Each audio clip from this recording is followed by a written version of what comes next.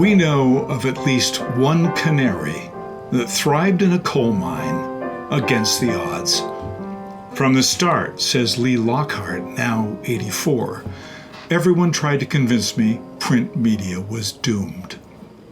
For 40 years, however, he ignored the naysayers, owning and operating Read All About It, his beloved newsstand in the Pike Place Market, beginning in 1979. Every day we'd see dozens of regulars who became good friends, he recalls warmly, singling out longtime co-workers for special praise. We were just like family. Born in Seattle, Lockhart graduated from the University of Washington in 1968, signing on with Thurston County as a registered sanitarian before joining the Back to the Land movement. I spent 4 years as a Snohomish dirt farmer.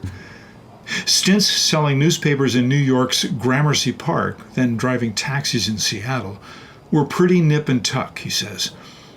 Then one of his cab fares offered him a job making horseshoe nail jewelry in the Pike Place Market.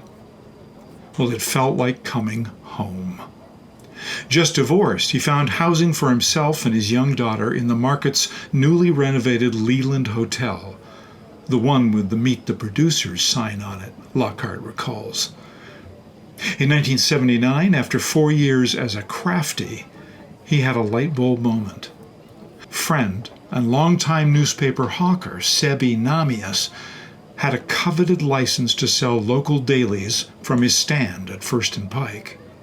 Lockhart, then in his late 30s, made Namias an offer that together they open a general interest newsstand in the market, offering publications from around the world. Soon joined by partner Steve Dunnington, they comprised an irrepressible entrepreneurial trio. Read All About It opened October 25, 1979 on a 10 by 30-foot pitch in the market's southeast corner. The newsstand was an unqualified success, and its location didn't disappoint. First and Pike, Lockhart says, was the busiest intersection in the Pacific Northwest. A slew of innovations followed. The partners arranged for daily New York Times deliveries before dawn each morning via Flying Tiger Airlines, while negotiating contracts with newspaper and magazine publishers across the globe. After 4 decades, however, the final curtain. Thousands of newspapers have been shuttered, writing the final epitaph for purveyors of print media. Lockhart, by then the sole owner, stubbornly held out as a matter of principle. For 10 years, he paid employees out of the newsstand's dwindling profits while surviving solely on Social Security. On December 31st, 2019, the Read All About It canary, one of the last of its kind, finally sang its swan song.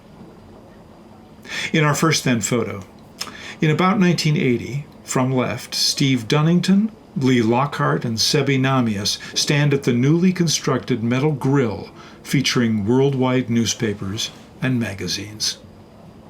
In our second then photo, this vibrant color portrait of a still thriving Read All About It was crafted by Seattle artist Billy King in 2007.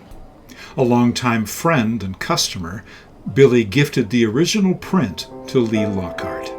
In our third then photo, Lockhart sells Sunday papers from an older version of the booth in the summer of 1979. 6-year-old daughter, Anna, reads the comic section. In our fourth then photo, curtains for the newsstand snapped January 23, 2021, more than a year after its closure. In our first and only now photo, artist Billy King on the left and Lee Lockhart stand at the former site of the newsstand, where Read All About It is inscribed on the pavement between their feet. I chose October 25th for our opening, Lockhart says with a chuckle, because that was the only day a spotlight was available for rent.